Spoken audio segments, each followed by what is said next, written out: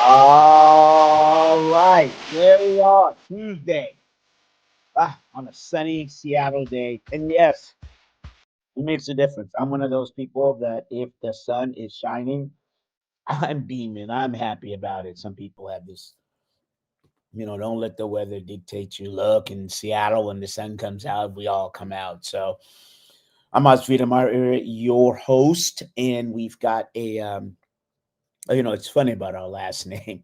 Uh, People always ask me sometimes when I'm on a show, say, "Well, how do you say your last name?" I'm like, if you ask 10 of us, Anamaraire, that's how you say it, in a room, we would all kind of pronounce it a little differently. But if you really want to know, for those inquiring minds, it's Marita Maraire.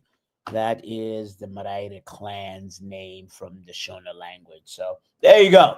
If you don't know, you now know. We got plenty of stuff on the show today. Eldrige Recasner, we spoke with him yesterday, so I'm going to do that interview in just a moment.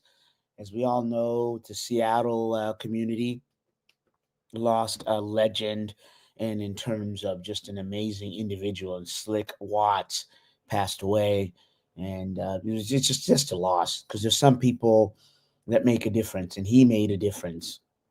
I'm sure his legacy will live, in Donald Watts, who's over there, the Watts Foundation, and also Isaiah, and then his sister. Man, she's gonna kill me. I forget, but the Watts Foundation will continue the legacy, I should say, of Donald Watts. Slick Watts will continue.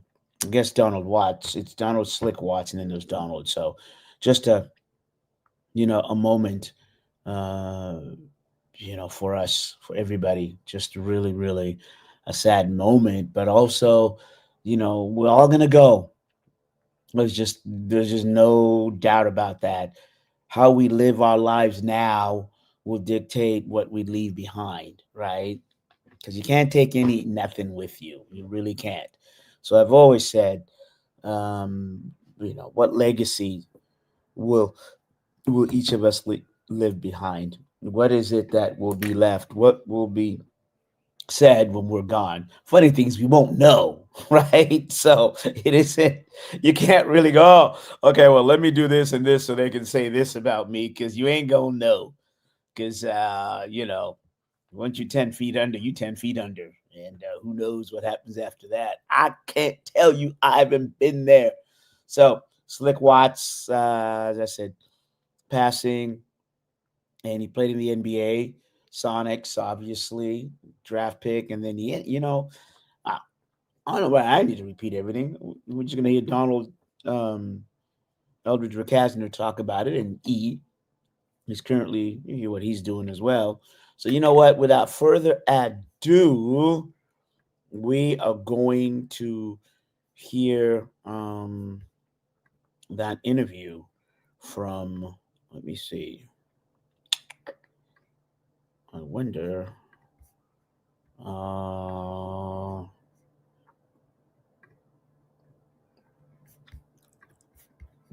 oh, D Money. You know what? All right. So I'm gonna get this interview. I thought I had put it on here. That's okay. We will. We'll grab it. We'll grab it. Okay. So we're gonna hear from Eldridge Recasner, and this is from yesterday, talking about um Donald Watts Senior. That is Slick Watts passing away, and there we go. All right, so we are joined with one of our show favorites, Eldridge Recasner, who's taking a moment out to talk to us about basketball, about some Seattle greats who have passed away. So, how you doing? And welcome to the show. I'm good, man. Thanks for having me.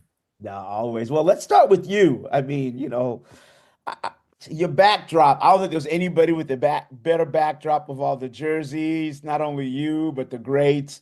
Just what you've been up to this season? Announcing for the Big Ten. How's that been? Yeah, I ended up getting on with the Big Ten. I was already working with Fox and FS1, and I ended up getting on with NBC Sports as well. But the background is because I started a podcast, and I just got tired of having all these different scenes in the background. So I figured no matter where I was, it'd be nice to be consistent and have the same thing. So this is an area in my house that's in a stairwell that goes downstairs to my basement that my wife calls a shrine to myself that I created, I don't know, probably 20 years ago, right like when I was just finished playing. So I just decided to make that my background, man, and no matter where I am, it stays consistent. But yeah, I started that because of a podcast series I did called Legends of Basketball. Yeah, well, is that over? Is it ongoing? And how was that? I'll probably do a couple more now that the Big Ten tournament is over and we're in the dance now. But it's winding down. What I tried to do was everybody that UW, Oregon, UCLA, and USC played. I tried to feature some guys from those schools just to introduce them to the Pac-12. So I think my first guest was Robert Pack, one of my high school teammates that played at SC. Then I had who did I have after that? I had Marcus Johnson and James Edwards and Marcus's son Chris when UCLA played Washington. Then I had a really, really good one with Clark Kellogg when UW played Ohio State. I was supposed to do one with for Indiana with my man oh God, I'm drawing a blank on his name, but I'll probably do a couple more now that we're in the tournament. I really like Michigan. I really like Maryland, so I got to try to find some guys from those schools to get on the podcast, man. But this will probably be the last month for me. I haven't made up my mind whether I'll go throughout the summer doing them or not, and I probably will since I'm a member of the NBA Retired Players Association. I'll probably get some guys on and just try to build up my viewership, man, because I like the Big Ten. It's a new audience for everybody out here out west, and I'm excited about it. Yeah, and it also keeps alive the Pac, I mean, well, it gives historical context to the Pac-12, right? I mean, because I'm sure they don't. Yeah, the Pac-12 is reinventing itself, and obviously we won't be a part of it, so I won't have anything to do with that. I didn't get any Oregon State Washington State games this year, which was a little bit of a surprise to me. But hey man, it is what it is. They say the only thing that's constant is change. You got two choices. You can either embrace it or you can cry about the past. And I'm normally one that cry about the past because I just don't believe in a whole lot of change. But I really like the Big Ten and what they've done in the exposure, man. I can see the difference right after our first year. There's just a lot more exposure. Big Ten games on everywhere. Big Ten has their own network, but they're also on Fox, they're on NBC Sports, they're on CBS. I mean, I think the Big Ten network is number two in viewership behind ESPN for men's college basketball. So that's huge.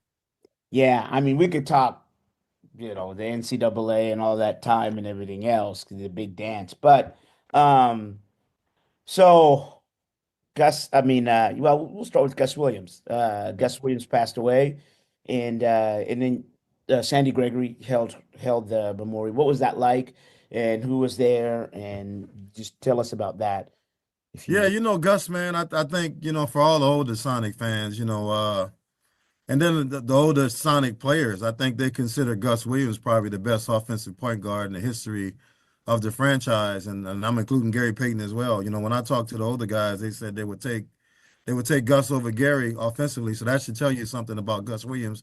And I remember hearing about Gus Williams when I was a kid, man, in New Orleans. My dad used to always tell me, you got to be able to stop on a dime like Gus. I used to laugh. And I also remember tying my shoelaces in the back. I couldn't remember why, but it's because of Gus Williams. So great guy. Had a chance to meet him a couple times. The last time before he got sick with the stroke was 2019 at Coach Wilkins' fundraiser gala. They had a 40th anniversary for those guys, and I had a chance to meet him and talk to him. Just a super nice guy, man, really classy. Of course, he played at USC, he was All American, just a dynamic player. And the leader of that team that won the championship for Seattle in 1979. So he passed away on January the 15th. They had a service for him in his hometown of Mount Vernon, New York, that James Donaldson was a part of to help get all set up. And then they did a celebration of life for him here just a couple of days ago on the 15th at Sahali Country Club, and that was led by Fred Brown, his teammate, and as you mentioned, Sandy Gregory of the Sonics Legends Fund. So just a nice event. Coach Wilkins came out. Jack Sigmund was there. Obviously, Fred Brown was there. But it was a couple other guys that were there that I wasn't really familiar with. I think Danny Vrains was there. Oh, I don't think wow. he played on the team with Gus, but I think he was a Sonic. And then there was another guy that played with Gus. I'm drawing a blank on his name. A older guy that played backup center to Jack Sigmund. So nice turnout. Mayor Bruce Harrell came out and presented a proclamation making March 15th Gus Williams Day in the city of Seattle. So this was a nice event, man. Nice memories. They had a lot of really nice pictures and stuff posted around. They had a video from the NBA. So it just was a really, really nice event, honoring one of the all-time great players in the history of Seattle basketball. So that happens, and then we had the unfortunate news this weekend. Speaking of legends in Seattle community, Slick Watts passes away. Sorry, but you're the only one that knows, so I got to ask you the sad passing again of Slick there. He, Yeah, it was tough, man, because I was getting prepared. I had laid my clothes out, getting ready to iron my shirt to go to Gus's celebration of life / memorial service. And then I got a text saying that Slick had passed. I was like, oh man, this is terrible. On the day we're trying to celebrate the life and remember Gus, Slick passed away. And I had a personal connection to Slick because Slick played college basketball at Xavier University in New Orleans, a Wow. really, really small HBCU school, historically black college and university. Made the Sonics, man. If I'm not mistaken, I think he led the league in assists and steals one year. Mhm. He was the first to rock the ball head with the headband. And just one of the nicest guys and one of the coolest 70-year-olds you would ever meet, man. So that one hurt me a little bit more than Gus's because I knew Slick personally, somebody that I always admired, that I looked up to, that was really nice. Slick had a stroke in 2021, I believe, and he just been struggling since, man. Everybody knows his son Donald Watts, who played at the University of Washington, been taking care of his dad the last few years, and he's just been having a tough time. When Washington State played the UW this year, and his grandson Isaiah Watts was playing, and he wasn't at the game, that's when I realized that it must be pretty bad, and it must be pretty serious. But I still didn't think he was towards the end because I had seen Donald just about 2.5 weeks ago. We had a UW reunion over in Kirkland at Caroline Point, and I asked him how his dad was doing. He's like, he's hanging in there. So I knew he had the stroke and was struggling because he was paralyzed on half of his body, but I just didn't know it was that bad, man. But we're losing a lot of guys. We lost Gus, we lost Slick, we lost Junior Bridgman, and we lost Oliver Miller. All this year. So it's been tough on the basketball community. Yeah, and to your point, 1975-76 season, Slick led the league in steals. Yeah, Uh, he was cold, man.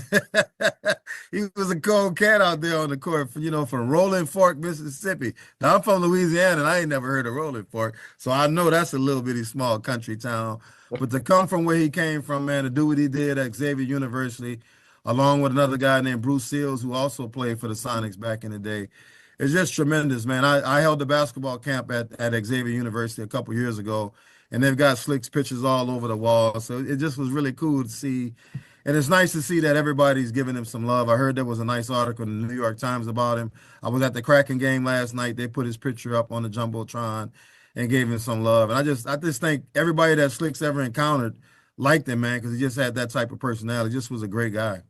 yeah, I mean, just his impact on the community because he was humble. Because you could see him almost anywhere, and what I mean by that is in normal places, and he wouldn't have that aura of I'm an NBA grade or whatnot. But he was just a very simple man and humble man.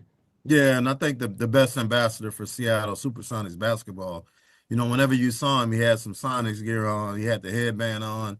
He was always representing the Sonics, man. I think he was proud of his time. He wasn't on that '79 championship team. I think he got traded right before that. But just a great player and just a great person. My condolences goes out to Donald, his son Tony, and just the entire Watts family.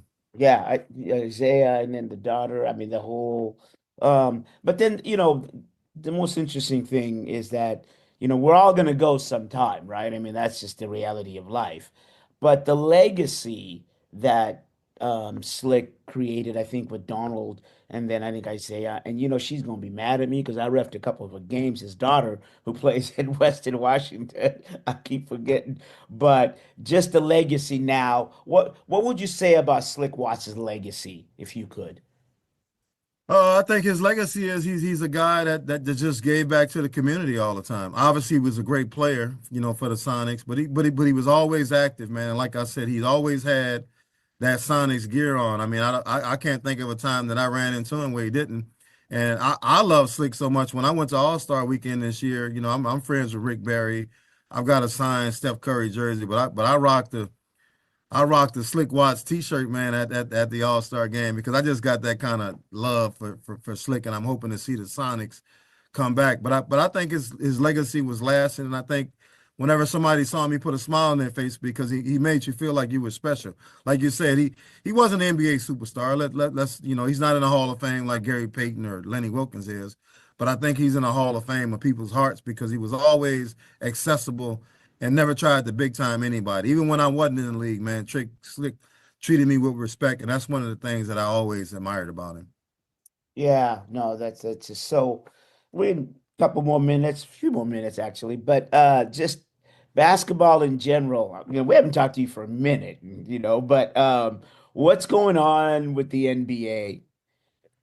I don't watch it. I'm sorry, but what's your thoughts? Because the one thing about you that everybody doesn't know, you say in passing, is that you continue to work with the NBA. You're the retired. Can you talk about what you think the state of the league, and then your commitment to continuing for the players to give back, or the NBA to give back to the players? You can tell me which of those you're working with, because I don't really know. Yeah, I did. I'm a member of the National Basketball Retired Players Association. We're Okay. called NBRPA, and we're known as the Legends of Basketball. It was started by Oscar Robertson, Dave Bing, Archie Clark, Dave DeBuscher, and Dave Cowens, um, 30 years ago. I'm a member of that organization. We try to help guys transition to life after basketball. I was a board member for 6 years from 2014 to 2020. So I'm always engaged in that. As a matter of fact, I reached out to the NBA today to see if they can give some financial assistance for Slick towards his funeral expenses. Did the same thing for Gus Williams. There's a lady named Ann Corey that works for the NBA. It's called the NBA Legacy Fund. She's just fantastic. All they do is help former players that are in need. So I try to stay active with that. I was a part of the group that fought for insurance for our retired players. Up until 6, 7 years ago, we didn't have insurance. We have insurance for guys now. Obviously, it's tiered based on how many years you played. If you played 3 years, you qualify for yourself for insurance. And if you played over 10 years, you qualify for insurance for your entire family for the rest of their lives. So that's a great thing that Michelle Roberts did when she was in charge of the NBA Players Association. Now, the Retired Players Association is obviously the retired guys. The Players Association, the NBPA, is the active guys. And then, of course, you've got the NBA led by Adam Silver. So I haven't watched a lot of NBA, man. I've been kind of keeping up because all you hear about is LeBron. I've been kind of keeping up with LeBron and his son Bronny situation, which is, a little weird. I know Seattle folks aren't going to want to hear this, but OKC is one of the top teams in the league with Shea Gilgeous-Alexander. So I hear about them a lot. I'm really good friends with Michael Cage. He's a Yeah. TV analyst for the OKC Thunder, so he's always keeping me on loop what's going on with them. I know Denver and Jokic still doing his thing, but I think the biggest surprise is the Cleveland Cavaliers, man. I hear that they're one of the best teams in the league. Haven't had a chance to watch them, but I do like the shooting guard Donovan Mitchell. I think he's fantastic. Whenever I can get a chance to check out his highlights, I try to. But outside of that, man, I really don't know what's going on with the league. I know Steph Curry just passed, I think, 4,000 3-pointers in his career. He lit it up in the All-Star game. He won MVP. But I think the league is obviously losing some viewers because it's become too much showtime, in my opinion. In an All-Star weekend has just been a joke the last couple of years. They've been trying to tweak it and fix it. I didn't like the format that they had this year with 4 different teams, and they had some first because I got into the arena, Chase Center for All-Star game, and I'm looking down on the court, and I see the kid from Washington State, and I'm like, well, what the hell is he doing out there? So they had some rising star kids in the game on a Sunday, and I think Sunday should just be dedicated to the guys that made the All Star team. Because I was looking forward to see what Jalen Brunson can do. Some guys that I hadn't really watched. I was looking forward to see what they could do against the top tier competition, and Jalen Brunson barely played. A couple other guys that were first-time All-Stars barely played because they played 4 games. I think they played 3 games to 40 points, and if you lost, you were out. So I didn't like the format, but I will say I thought they played harder, and I thought they competed a little bit better than they had did in years in the past, and especially Wembanyama. Wembanyama was out there trying to get after people. LeBron didn't play, made an announcement, an hour before the game saying that he wasn't going to play. Anthony Edwards didn't play. The Greek Freak didn't play, so that's a little bit disappointing. I didn't really watch the All-Star Saturday night, the slam dunk contest. I heard Mac McClung won it, and I seen his highlights. But he's a G League guy. I don't agree with that. I think he should be an NBA guy. I never heard of the other guys that were in the dunk contest. So the NBA's got to figure some stuff out, man, and just get back to the basics. You can't keep trying to make it easier. And these guys are making 50, 60 million dollars a year. At the very least, they should try to go out there and play hard and put on the show for the fans. And that's something that they haven't been doing when it comes to the All-Star game. Yeah. College basketball, just you talked about the Big Ten. I mean, the state of college basketball overall, what are your impressions there? It's gonna be tough, man. College coaches, gonna really earn their money because every year they got to put together a new team. This NIL is just crazy. We all know Great Alcibor made $2 million last year. That kind of set the bar. Other guys are making 600,000-700,000 a year. Nobody cares about what school it is, what style of play is, how great the coach is. Everybody just wants to get paid. And for me, I think that's going to be a problem. I mean, now I know they'll figure it out, but up until this point, they haven't. But the games are going to always be competitive, man. There's nothing in the world of sports like March Madness. So I anticipate it's going to be fantastic again. We have a region here in Seattle. UW invited me out. We got an alumni night, I think, on Friday the 21st at Climate Players Arena to check out the games. I'm a member of the media, so I put a request in for some media passes to check out Oregon and Maryland. Some really good teams in the Big Ten. Michigan won the Big Ten tournament. I really like them. Danny Wolf is a fantastic player. Maryland with the sensational freshman Derek Queen. There's some really good teams. I'm excited to see what they can do. Michigan State's got the highest seed, but I just don't see Michigan State as having that one special player that can get them over the top to win a national championship. I think they'll make a deep run, but I don't see them winning at all. And honestly, man, I don't know who's going to win it all. Or I think Auburn got the #1 overall seed, Right. but I believe they lost 3 of their last 4. So you just don't know. And that's the beauty of March Madness is that you just don't know. There's going to be some upsets. Gonzaga's got Georgia. They got a tough damn draw, man. But they always play well in the tournament, so we'll see what happens. Yeah, I would say, but I'm a Tom Izzo believer, so we'll see. Yeah, I don't know, man. And I tell you one thing I don't like, and I'm just seeing this, you get a double bye in the Big Ten, and I just think that's crazy. You get a double bye in the WCC too, and I Right. think that's one reason Michigan State is always in the damn tournament because they get that damn double bye, and they always make a deep run. The same thing with Gonzaga, man. It's just the double bye to me. I just don't get it. Yeah. If you win your league, you get honored with a high seed in the tournament, and you play the worst team, and I think that's all it should be. I could see a 1 game bye, but 2 game bye is crazy, and I just don't see. Michigan State, Jace Richardson, they got the high flying guy, Cohen Carr, that's like Zion Williamson. But I just don't see a guy that you can give the ball to and say, get a bucket. But I guess that you got to tip your hat to Tom Izzo because he's a fantastic coach. Yeah, and wrapping it up a couple more minutes, but the one I'm excited about, like I host a bracket, I have for with all the Zimbos as Africans for 20 years, but I always now the last couple of years I do one for the women's. To me, I'm more excited about the women's basketball than I am about the men's. Well, Yeah, the Big Ten for women, the 2 of the top teams in the country with UCLA and the big girl that plays for them, and of course Juju Watkins. right. Everybody's getting Juju these last 2 years. She's fantastic for USC. So it wouldn't surprise me to see USC and UCLA make the Final Four. I don't think they're in the same bracket. I hear SC is in the same bracket with UConn. So Paige Buckers and Juju Watkins, if they do meet up, that's going to be must-see TV. And you got to just tip your hat to Caitlin Clark and what she did for women's college basketball and just women's basketball overall last year, along with Angel Reese. They really put women's basketball on the map. Long overdue, man. I've been a fan of women's basketball for a long time. There's a sister named Lynette Woodward that played at Yeah, Kansas that I was a fan of. And I think, of course, Cheryl Miller, in my opinion, is the greatest of all time. But it's just nice to see the women finally get some respect, man. And people tuning in and watching them, and more importantly, they're supporting them. Yeah, and the UW.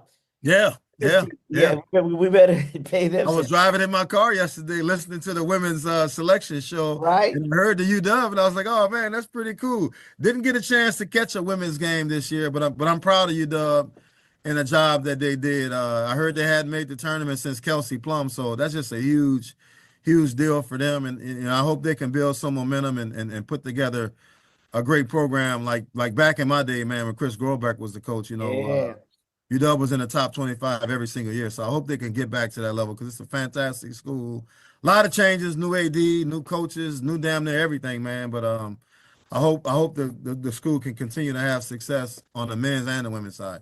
Well, it's like you said, the only constant in life is change. There And you go. Yep. oh.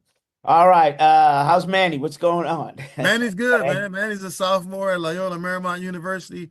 Had a 4.0 last semester. He's studying film. Had a Ooh. chance to meet Steven Spielberg and whoever this guy is Oh, that's the come head of on, let's Netflix. go. Yeah, Manny's doing good, man. I'm proud of him. Yeah, thanks for asking. Yeah, Yeah. you got your daughter too. I don't want to Yep, give yep. My daughter's about to graduate from USC, the Marshall School of Business.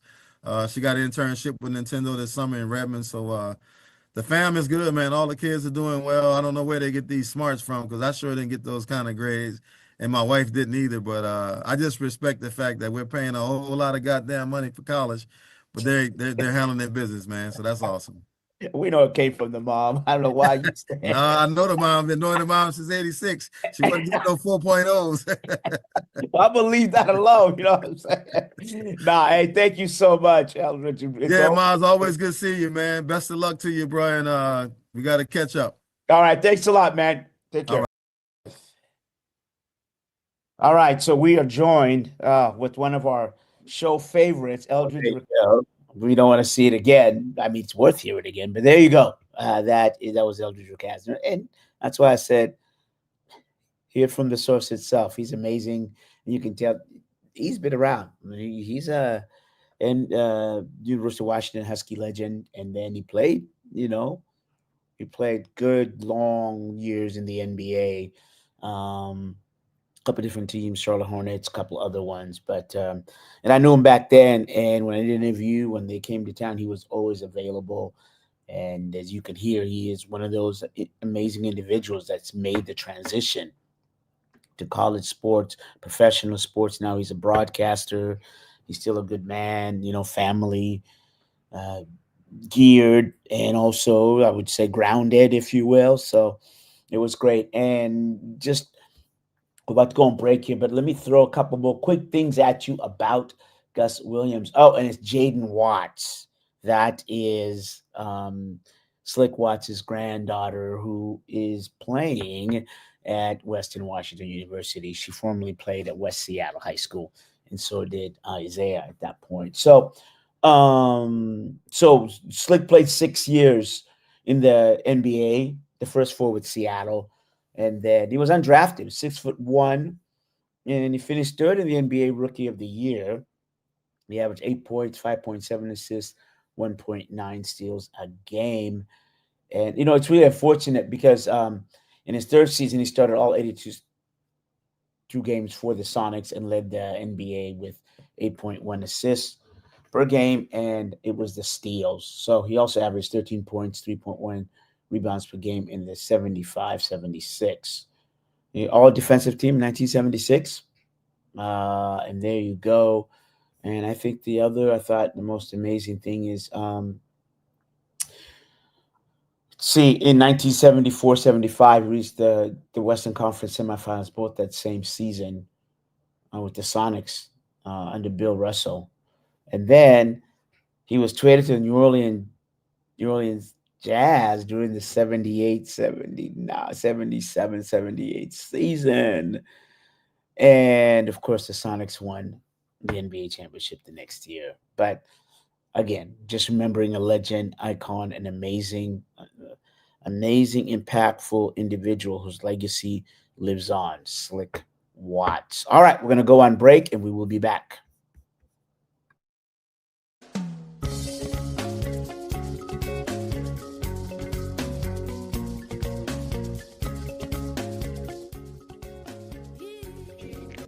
Can't get enough of Rainier Avenue Radio. World.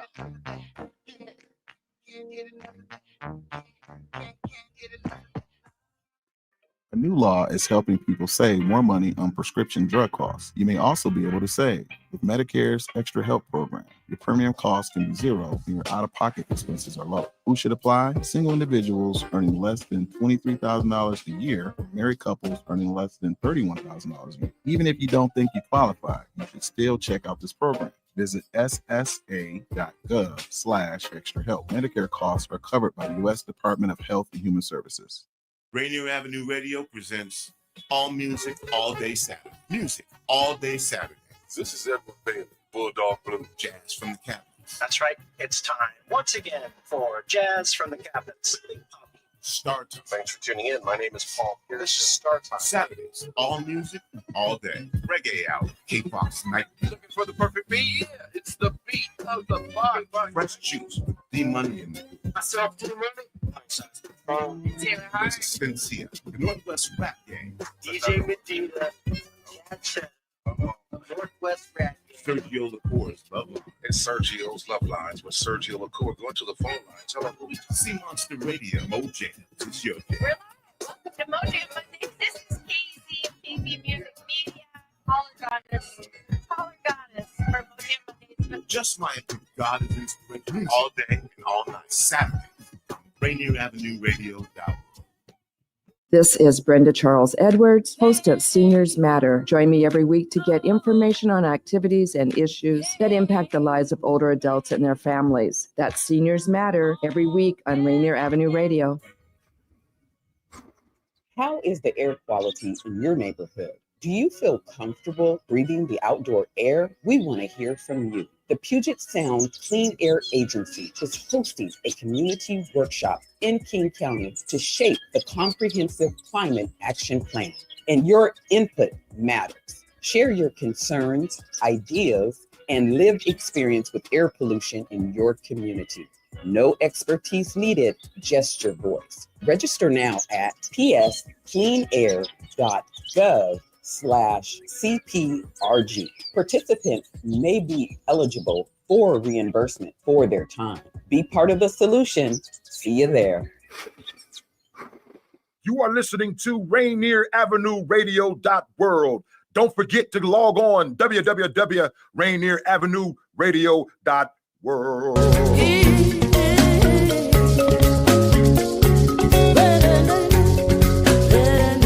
All right, we are back. Seattle Sports Weekly. I'm Zvita Maraire. See, I went back to the English version on the last name. What a great interview that was with Eldrige Recasner in the first hour. So if you missed that, it'll be on our YouTube site, and so you can go back and watch it. It's worth a rewatch, I think the interview is. All right, and then it's that time of the year in Seattle sports. I think just sports in general, but we localize it a little bit. We start with the micro, and then go to the macro.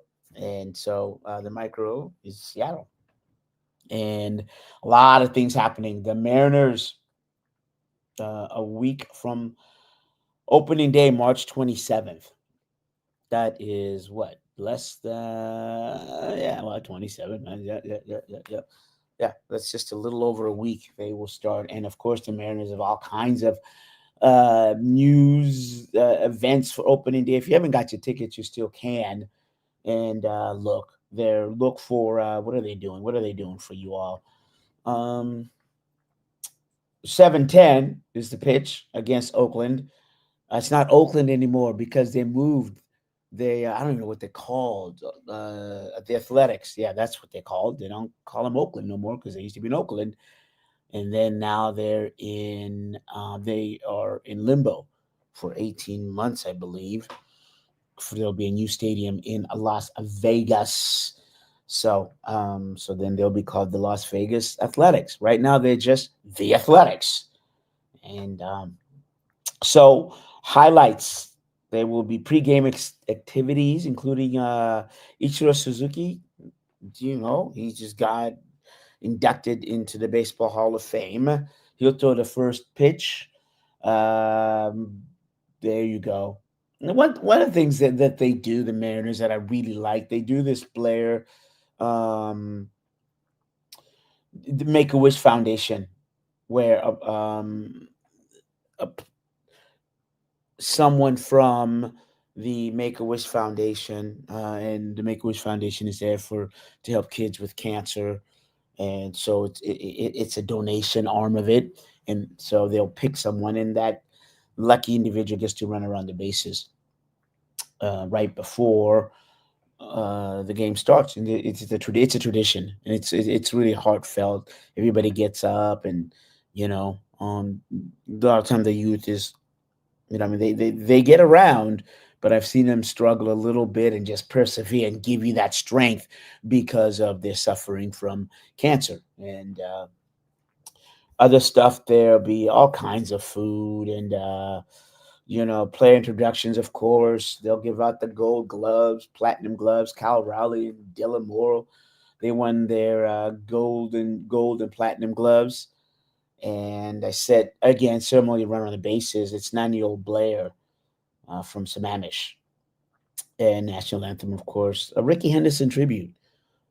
They will honor Hall of Fame Ricky Henderson, who passed away this offseason. And I had a chance to interview him when he was playing.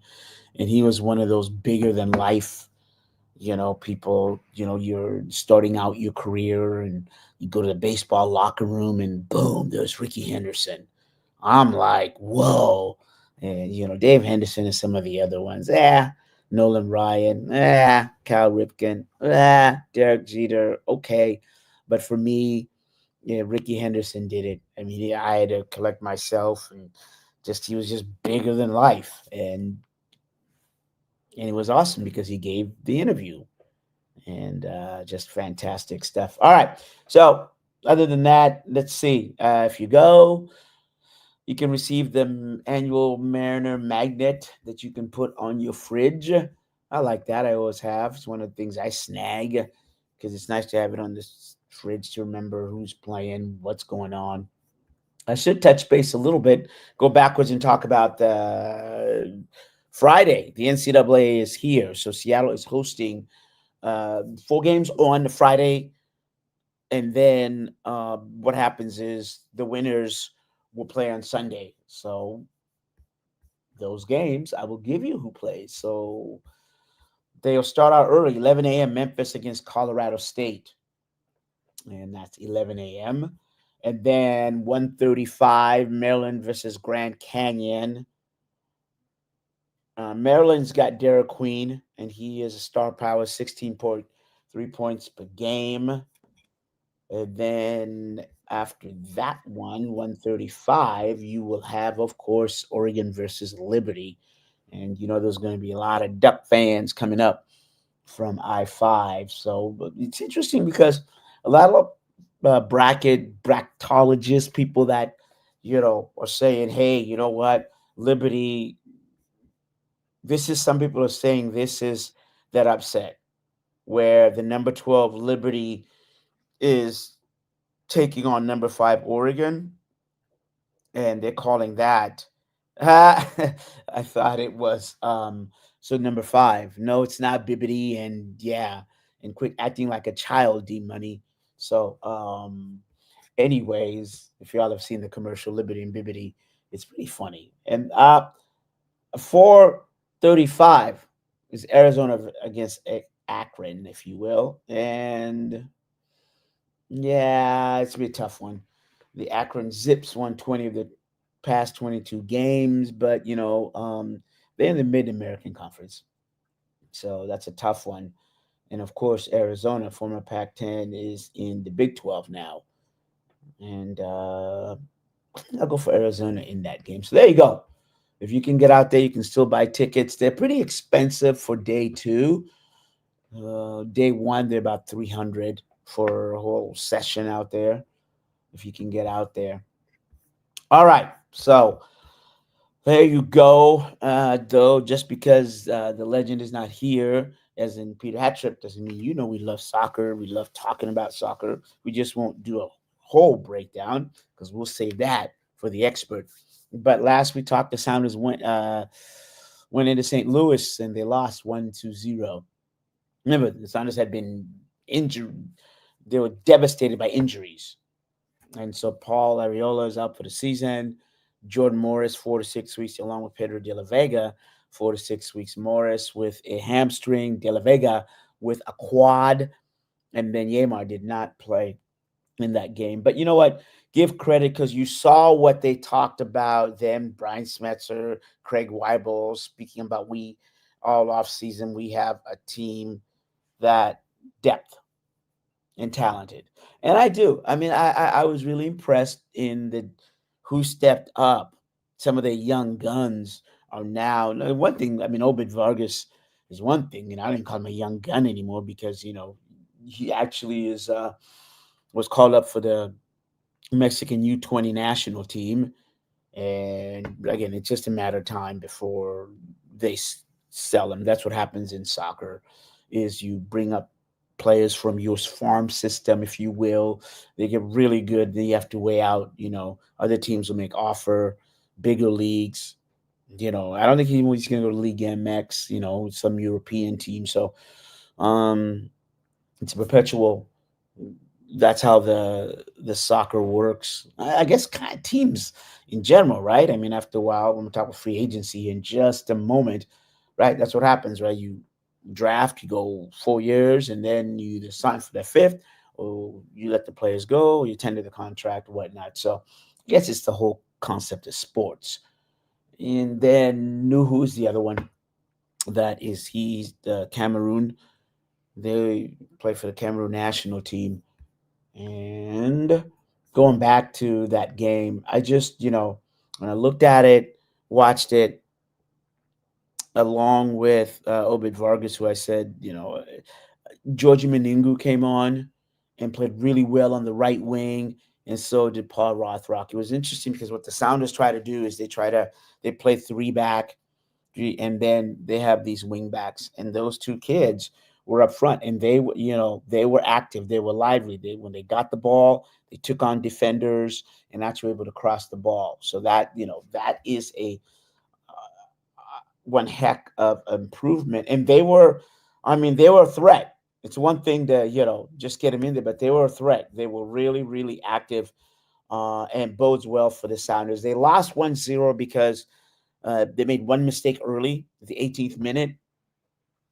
Jackson Reagan slipped, fell on the ball. It was a free kick, 1-0. But it was the Sounders were always pressing. They were taking the ball. They were taking the initiative.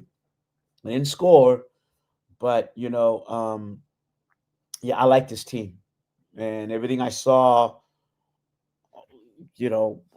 reaffirms what, as I said, Craig Weibel, general manager, and Brian Smetzer, Sounders coach, was saying. All right, so are the Seahawks better now than they were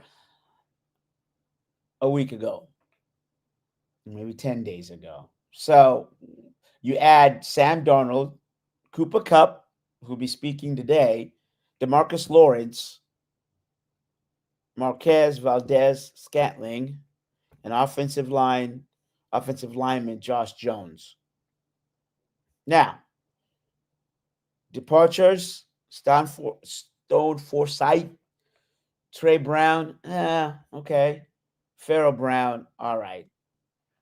You trade Geno Smith to the Raiders and DK Metcalf to the Pittsburgh Steelers. Are you better now than you were before free agency started? I say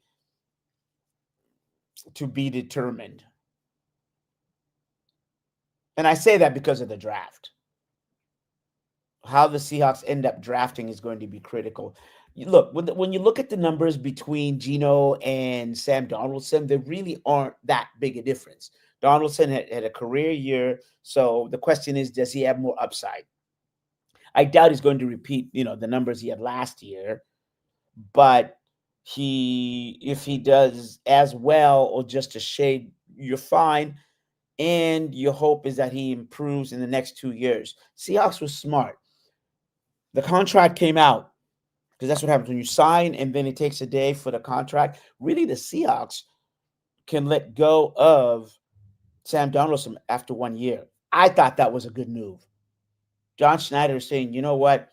You're going to hear from him because the Seahawks got it was a trick bag. The Seahawks, you hear from Schneider in that DK Metcalf wanted out, and so did Geno Smith. I'm not surprised with Geno Smith because obviously when Pete gave his press conference, his last press conference, you know who was in the auditorium? Geno Smith and Bobby Wagner. And I thought that was really telling and touching. And so when the Seahawks started talking with Geno, they gave him an offer. Tell you what, let me finish that thought. Yeah, we're gonna hear from John Snyder. I think I want you to hear it from him. I want to play telephone with you. So a couple good moves that the Seahawks did make. They retained Ernest Jones and Jaron Reed. Ernest Jones was your linebacker. You brought him in halfway in a trade. Jones started with Raiders, who was drafted the Rams, played a few years there, then got traded to the Titans, and then the Seahawks picked him up, and he remarkable improvement in terms of the Seahawks run defense. He was that box to box linebacker. And also Jaron Reed, OG Jaron Reed is the anchor of that defensive line. And when you bring him back for a year, along with DeMarcus Lawrence,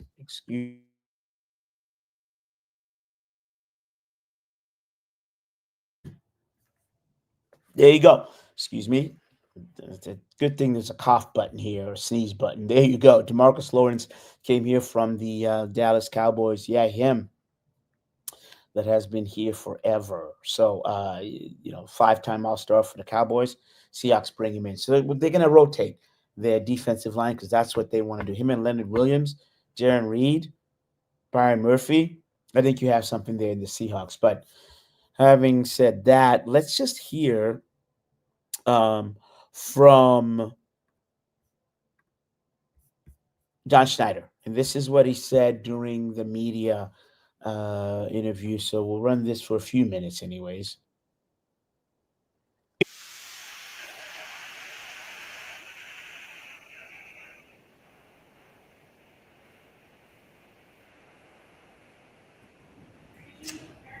We made an offer to Geno, tried to extend him. It became apparent that we weren't going to be able to get a deal done. It wasn't like a very long negotiation. And so as a staff, we had to be prepared to pivot. So we had sat down with the offensive staff, and obviously the personnel guys were on it before anyway, but always having a contingency plan and having to pivot. So we had several guys we were interested in. We had the trade, and we were able to get the guy at the top of the list. All right, so I'm going to stop it right there because everybody, look, the reality is that Geno did not want to be here. He has his reasons. That's fine. There's a lot of people out there saying, hey, the Seahawks were lying all along. Geno is not who they wanted. No, they wanted Geno from the get-go. It's obvious if you just saw the clip and heard that really what happened was that Schneider and McDonald were surprised, right? They were caught off guard by Geno saying them offering a contract. He just says, nah, I want to leave. All right, so we'll roll the tape, as they say. It doesn't happen all the time. Yeah, to be able to get Sam, that's a pretty darn good option to have coming off of this. How will that work out? You're telling me that you would rather do this. Hold on, man. YouTube and their ads. Having the background with him and all the connections that we have around the league, the guys that have coached him, like Scott Fitter and Dan being with him as well in Carolina, and talking about the character and how much we studied him over the years, watching his growth. And personally being able to be around guys that have kind of hit it later in their careers, like Rich Gannon and Matt Hasselbeck, and Gino as of late. It just, you watch that progression, you watch the work ethic, the character of the person, the scheme fits, and it worked out perfect. Is that position unique that way, that you have to kind of think of, just because maybe it didn't work out for the first however many years, they could still be a different player? Yeah, I think I know I've talked to you about it, but I'm not sure if I've talked about this before with other people, but not having NFL Europe has really hurt the National Football League, in my opinion. And guys like Mark Balger and Brad Johnson and Kurt Warner and Jeff Garcia and like all these guys that have been able to go play. JT O'Sullivan, I can go on and on. Guys need reps. Everybody needs reps. We all need reps. And so guys that have that experience, go through tough times, and then overcome it, those are the guys that you want to cling on to. Some guys just disappear. We've all seen that over the years. Guys that are highly rated, and I always thought, like with Sam, I always felt bad for Sam. These guys like, I talked to Jake Locker about this and Brady Quinn. Like, these guys are like projected to be like the first pick in the draft for a year, and it's like not their fault. You know what I mean? They're just trying to be college kids and kick ass at where they are, and all this stuff about projections and expectations, and sometimes it works out for them, sometimes it doesn't. How much did you like him initially? I mean, when he was coming out in the draft? We liked him a lot, but I mean, we didn't have a shot. So yeah, but Scott Fitter was with us at the time, and he loved him, and he was the one that really spent the most amount of time with him. John, how much when Pete Carroll took the Raiders job did you know you could pivot quickly if the Geno Smith negotiations didn't go the way When you're at the combine, you have a ton of discussions with a lot of teams, and that's where we talked about down there, like the landscape being set up that week. So you have to be ready as a staff to be able to be flexible and head in different directions. And that was one of them that had become evident once they lost out on Matt Stafford. All right, so I'm going to stop right there. So interesting to hear that the Seahawks knew at the combine that the Geno Smith return was not happening. And a good tidbit by Schneider there, because that's what happens at the combine, right? Because remember, that's all the players are out there,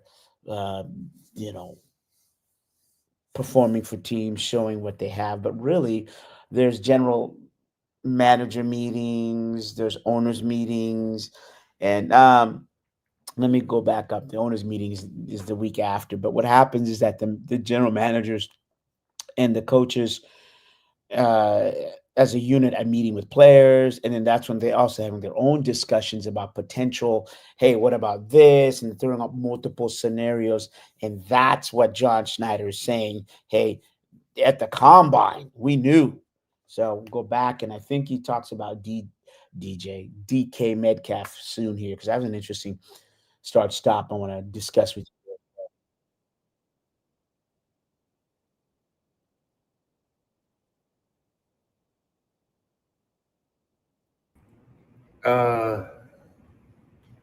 As a surprise, I don't know if it was. There was discussions. DK and I were having a lot of personal discussions. Yeah, that struck me very interesting there. That Schneider is saying he wasn't surprised. Curtis Crabtree asking that question.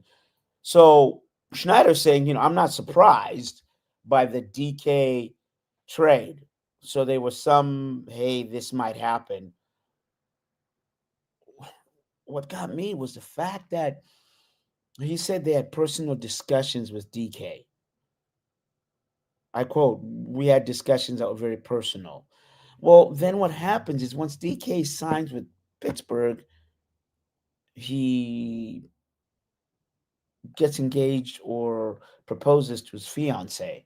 That's weird. There's something really weird about that. I mean, those events. I mean, were they? I don't know. Yeah, I'm gonna make something out of that.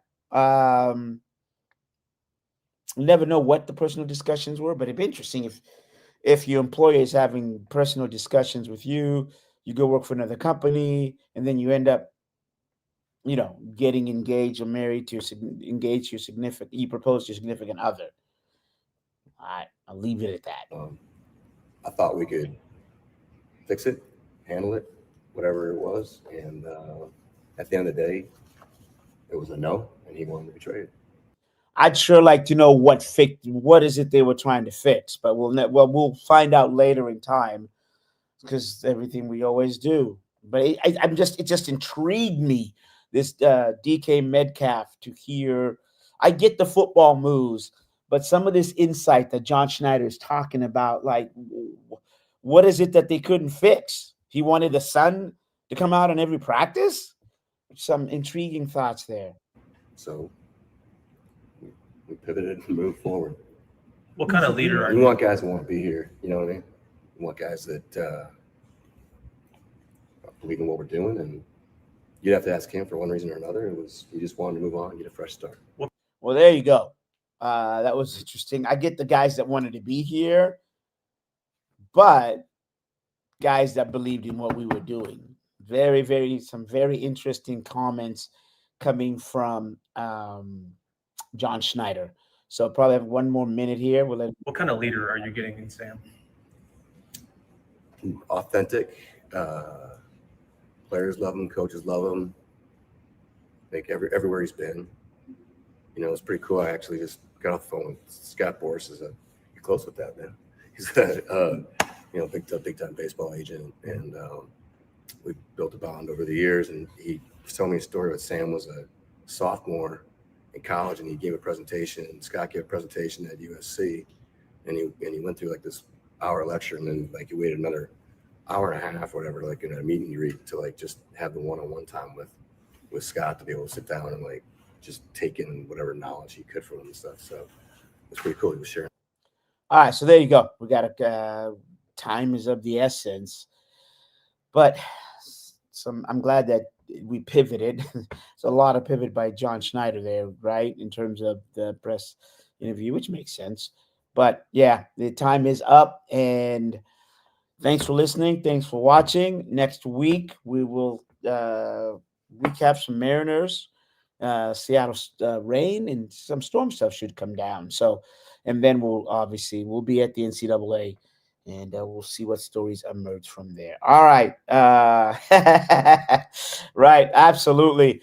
Who's coming up next? I should know by now, but we do have, Breon Scott and Christopher Perry. Sorry for taking your time. Clean Greens Living is next. Thank you all for watching and listening. I'm Asfrida Mara. Thanks, D-Money.